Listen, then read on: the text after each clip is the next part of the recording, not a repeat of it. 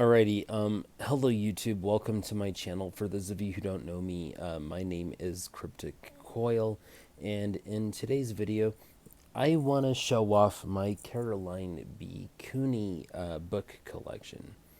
So let's go ahead and jump right into this, and the first book that I want to share is actually my only Caroline B. Cooney book in hardback, and that is Three Black Swans. Now, I'm not gonna lie, I haven't read very many of these books. In fact, I've only read one, and that was The Face on the Milk Carton, and I read that back in seventh grade. Now, I'll go ahead and read the back of the book, and this is how it reads. So the book title is Three Black Swans, and this is what the back of the book reads. Black swans, events that are hugely important, rare and unpredictable, and explainable only after the fact. Now, I'll go ahead and read the synopsis shared on the inside of the dust jacket, and it reads: When Missy hears an expert discussing newborn babies on the radio, it makes her wonder about her family. She and her cousin Claire are best friends who finish each other's sentences and practically read each other's minds. It's an eerie connection, so eerie that Missy has questions she wants to put to her parents, but she's afraid to ask. Still, Missy can't let go of those nagging questions, so she decides to use a school project about scientific hoaxes to try to uncover the answers. And she enlists Claire to help. As part of the project, they perform a dramatic scene that is captured on video at school. After the video is posted on YouTube, Missy and Claire realize that they've opened Pandora's box. Not only are their identities called into question, but so is the future of everyone involved. In this riveting, heart-ending story by beloved author Caroline B. Cooney, the truth changes the lives of the three families, but the bonds of blood with the stand but the bonds of blood with stand the strains of long hidden secrets that are at last revealed. And that sounds like a really good read, because I'm telling you, I've only ever read one Caroline B. Cooney book in my life, and based on that one book, even I know that if it has her name on it, it's worth a read. And just based on that synopsis, that sounds too good. Like, I'm literally ashamed and embarrassed to have a channel where I talk about this kind of stuff and tell you that I haven't read this, and I've had it on my bookshelf for years. Okay. The next book that I have is called The Cheerleader. Okay, and the tagline on the front reads, "She would do anything to be popular." And this is a point fiction book. Now look at that cover. You see that vampire up there, the cheerleader, that creepy fonts. I mean, that vulnerable looking cheerleader on the front, that tagline, "She would do anything to be popular." I mean, that is wild. Okay, give me a sec. Let me look up what year this was published. 1991. I was in kindergarten and first grade that year. Okay, so I haven't read this book, but I really want to. This is one of the books on the vast number of bookshelves that I have at my place that I'm itching to read the most. So let's go ahead and read the back. Let's read the synopsis. She wants it all, but he wants more. The cheerleader, the beautiful, popular girl who sparkles with energy and excitement. The girl everyone looks at with envy. The girl Althea longs to be.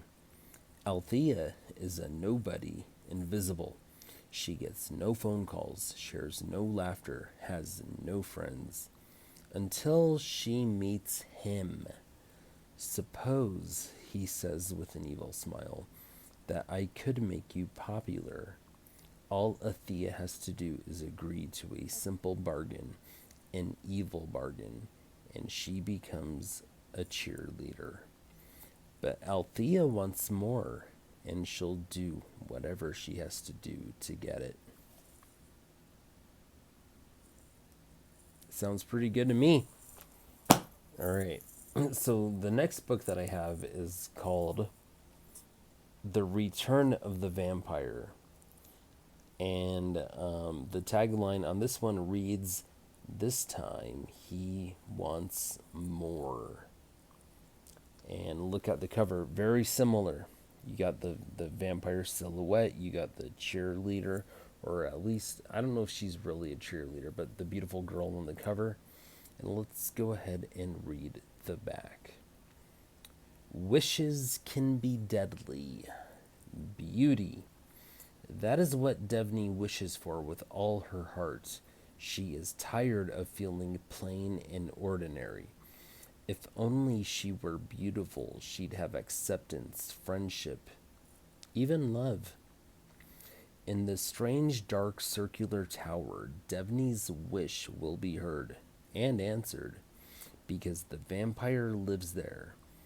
I will give you beauty, my dear, the vampire purrs, and in return, Devney will give him what he desires.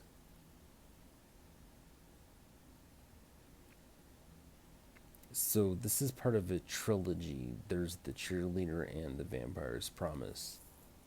So this is the return of the vampire. Oh, look, I have the vampire's promise. Okay, so this is also in my book collection. So I do have the trilogy.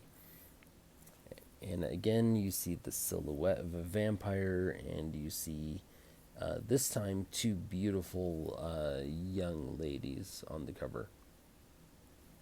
And let's read the tagline on the front. Never make a deal with a vampire. Now let's go ahead and read the summary on back. A promise that can't be broken. Lacey and the others are looking for excitement, a night they'll never forget, and they're looking in the right place. The strange dark house with the circular tower. Because the vampire lives there. He holds them prisoner, making a strange and frightening promise. He will let all of them go, all except one who will be his. There's just one catch. They must choose who will be his victim. Okay, that sounds good. I gotta read that trilogy, man. Another Caroline B. Cooney book that I have is The Perfume. And the tagline reads, "The sweet smell of evil." Now let's go ahead and read the summary on back. There's a photo of, a couple of perfume bottles spilling out, and they spill out blood. And it reads venom. Now let's read the summary. Dove doesn't want to buy the perfume. She doesn't like its scent, and its name frightens her, but somehow she can't help herself. It's almost as if something or someone inside her is forcing her to try it. Dove was always a nice person, a sweet and gentle girl on whom friends could rely, until now. Because when Dove puts on the perfume, she unleashes a part of herself that has been locked away all her life. It is a second self she never knew existed, and it is evil. Sounds pretty good. And that's another point horror book. Now, then I have this one called The Stranger. And I'll read the tagline right away. He's not like all the other guys. And judging by the cover, I'm Not surprised to hear he's not like the other guys, but let's go ahead and read the summary on the back. Till death do us part. From the first moment she sees him in class, Nicoletta is drawn to Jethro, fascinated by his dark, mysterious face. She is attracted, yet repelled, interested, but afraid. Nicoletta becomes obsessed, unable to think of anything but this strange boy. But she knows so little about him until she follows him to a deserted cave on the edge of town and learns the truth. Jethro is not like the others. No, not at all. He has a terrifying secret, a secret no one must ever find out.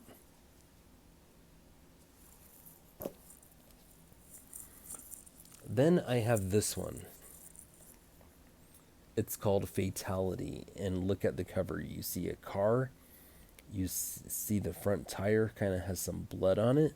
Now let's find out what this is about. There's no tagline on the front.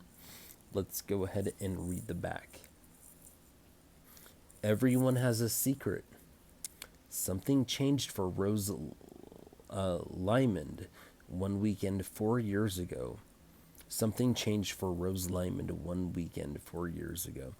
It changed everything she thought about herself, everything she felt about her world, and someone turned up dead.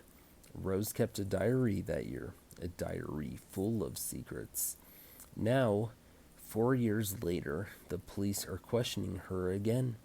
They take her diary, and she takes it back. She destroys the evidence, but being in trouble with the police is not Rose's biggest problem.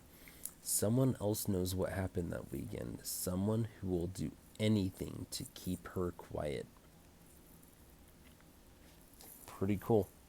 Sounds good. Wish I'd have read it by now. Now, here's another book called Wanted by Caroline B. Cooney. And that's what the cover looks like. Okay. It all started with a phone call. Okay, there's no tagline on the front, and I'm reading the back. It all started with a phone call. In a tense voice, Alice's very rational father suggests that she drive his precious Corvette and meet him. But Alice doesn't have a driver's license. It doesn't matter, he yells. Yet he never shows up, never calls. Something is very wrong. Then Alice hears an announcement over the radio. Her father is dead, and someone has already confessed to his murder via email. That someone is Alice. Everyone, including her mother, believes that Alice is guilty. The police are after her, and the real murderer is too. It's only a matter of time before somebody catches her. That sounds really good. Let's find out when this was published. 1997. Interesting.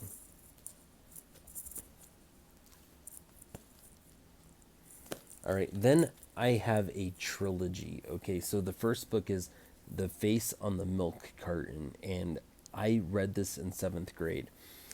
My teacher actually had this book stocked in her classroom. She actually had a high number of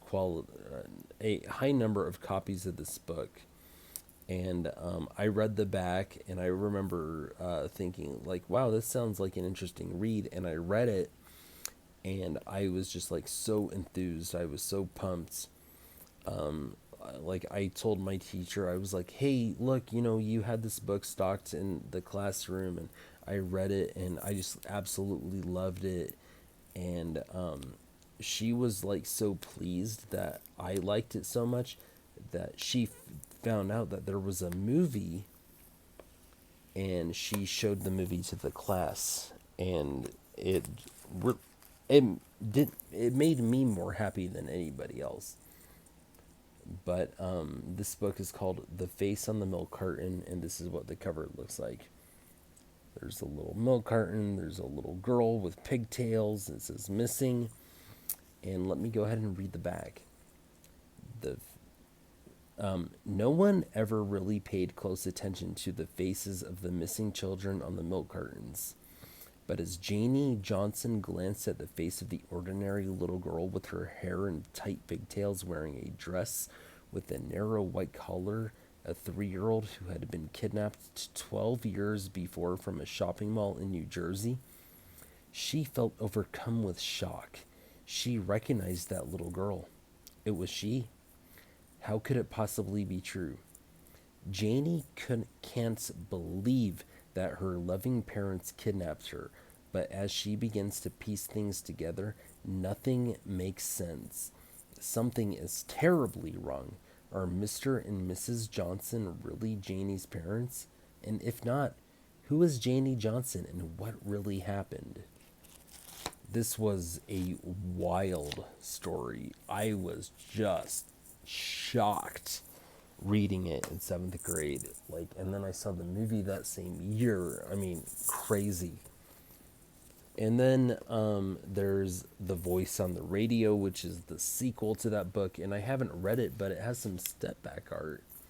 And the step back art is just of a radio studio. And it reads, "Betrayal is on the air." Let's go ahead and read the back. The kidnapping is long past, and the Johnsons and the Springs are on the way to restoring their lives. As Janie Johnson tries to balance herself between the two families, she feels torn. It seems the only thing keeping her together is her love for Reeve Shields. But Reeve is away at college, and Janie misses him terribly. For Reeve, college life seems overwhelming, and as a first time disc jockey at his college radio station, he is discovering that dead air can kill you. To fill the silence, he finds himself spilling Janie's story over the airwaves. Reeve is so sure that Janie will never discover what's making his broadcast such a hit that he doesn't stop himself. What will be the price for Janie? All right. And then the final book in that trilogy is Whatever Happened to Janie. And there's no tagline on the front, so let's go ahead and read the back. How could it possibly be true? But it is true. As Janie Johnson glanced at the face of the ordinary little girl on the milk carton, she was overcome with shock. She recognized that little girl. It was she. With the mystery of her kidnapping now unraveled, Janie's story continues, and the nightmare is not over. No one can bring back or relive the 12 years gone by. The Spring family wants justice, but who is really to blame? The Johnsons know that they must abide by the decisions made, but it's difficult to figure out what's best for everyone. Janie Johnson or Jenny Spring? Who is she? Certainly, there's enough love for everyone, but how can the two separate families live happily ever after? I really need to finish the trilogy because I've never forgotten this story from reading The Face on the Milk Carton in 7th grade. I'm so connected, I'm so invested in these characters. I've never forgotten them. It's like I know them. It's like they're a part of me. It's like I'm a part of them. I gotta finish this trilogy. I have to.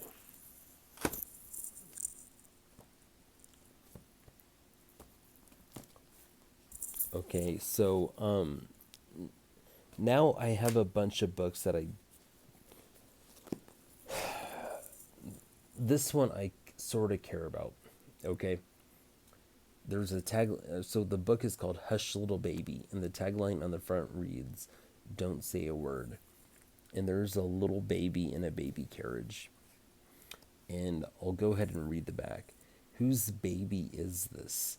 When a baby is thrust into Kit Inez's arms, she is astounded. At first, Kit is sure that Dusty, her ex-stepmother, will come back for it, but she soon realizes that she is wrong. Dusty is gone, and Kit is left with only questions. Whose baby is this? Who was the mother? Who was the father? And most important of all, Why is it here with me? Kit's usually calm and measured world is turned upside down. When Dusty came to Kit's house that day, she not only thrust a baby into her arms, but all the fear and danger that came with it. Now it's up to Kit to save herself and the baby from the crazy, desperate people who are after it. So that actually does sound super interesting. All right, and then I have a few more books from Caroline B. Cooney. This one is called The Terrorist, and that's what the cover looks like. All right, so here's the back. Everyone is a suspect. When her 11-year-old brother is killed by a package bomb in the London subway, Laura's life is changed forever. She now has only one interest: revenge. Everyone she knows is a suspect in Billy's murder, including her friends. Perhaps one of them knows the answers to the questions Laura can't stop asking. Who would want to kill Billy Williams? And who will be their next victim? So this one sounds okay. I don't know how bad I want to read it, though. And then there's this one, Caroline B. Cooney Emergency Room, where the tagline reads, where there are only seconds between life and death. And this is what the cover looks like. So you have somebody on a, gurney. The nurse looks, is that even a nurse or a candy striper? It looks extremely concerned. Then you got a pre-med guy. Okay, so let's read the back. City Hospital Emergency Room, 6 p.m. Volunteers Diana and Seth arrive eager for the chance to help save lives, but they are completely unprepared for what lies ahead. 6:38 p.m. 18-year-old Jersey is carried in with a gunshot wound, an innocent victim caught in the middle of a deadly drug battle. 6:55 p.m. Diana encounters a man who arrived gasping for breath and finds that her own life may be changed forever. 7:16 p.m. Alec, only 17, is brought in, near death after hitting the pavement in a frightening motorcycle accident. As the minutes rush past, Diana and Seth must struggle to find their roles in a place unlike any they've ever experienced. A dizzying world of excitement and horror, hope and despair. Not really interested, but I do think it's cool that I own it. Then there's this one, Driver's Ed, and there's an upside down stop sign on the cover. So let's go ahead and read the back. Driver's Ed was like so many things in school, if the parents only knew. Remy Marland crossed her fingers and prayed to the god of driver's education that she would get to drive today. Remy loved to drive. She didn't know where she was going, but one thing was for sure. She was going to get there fast. Morgan Campbell had been standing on the threshold of turning 16 and getting his driver's license ever since he could remember. Deep in the first crush of his life, thinking of nothing but girls, Morgan forgot what driving was all about. Driver's Ed, the only life and death course in school. So, I mean, that could be interesting. Like, I'm not opposed to reading it. And then there's this book, Flight Number 116 is Down, and look at that cover. A really cool cover. You got, this, hot young chick in a Freddy Krueger sweater. You got fire in the background, fire. Okay. So let's go ahead and read the back. A plane crashed in my yard. Okay, now I feel bad for calling her hot because she's 16. My bad. Anyway, Saturday, 5:10 p.m. 16-year-old Heidi Lanseth is I thought she was an adult, seriously. Okay. 16-year-old Heidi Lanseth is alone in her isolated home near New York City. 5:15 p.m., so that's 5 minutes later. Across town, 17-year-old Patrick Farquhar A volunteer rescue worker longs for an emergency, some way to prove himself. 5:30 p.m. Flight number 116 from San Diego. A jumbo jet is nearing the New York area.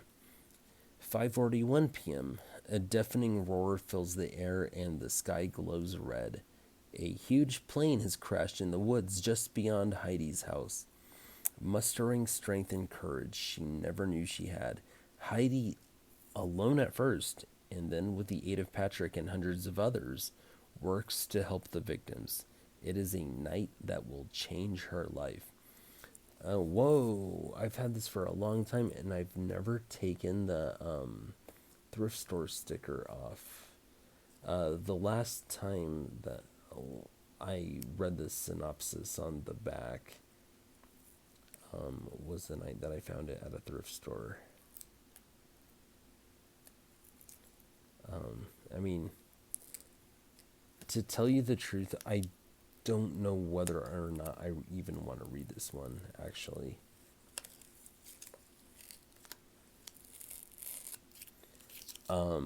Now, don't get me wrong. I mean, I've said it before. If it has Caroline B. Cooney's name on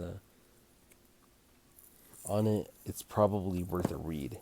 I've said that before. Like, she's a talented writer. I've only read one book from her, and she's proven herself as far as I'm concerned. But it's like, if I have to choose between, like, The Stranger, The Perfume, The Vampire's Promise, The Return of the Vampire, The Cheerleader, it's like, these are the books I want to read. I don't want to read Flight number 116 is down. I don't want to read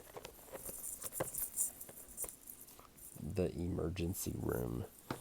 And I'm not particularly itching to read Driver's Ed, but I'm willing to be proven wrong. So, and I do have another Caroline B. Cooney book in my collection that I forgot to bring out with these, but I'm not too worried about it. It is what it is. But yeah, that's my Caroline B. Cooney collection. I hope you guys enjoyed this book. Please tell me whether or not, in the comment section, whether or not you've ever read any of these books, and tell me what you thought of them. Alright, thank you guys for watching. Horns up and peace out.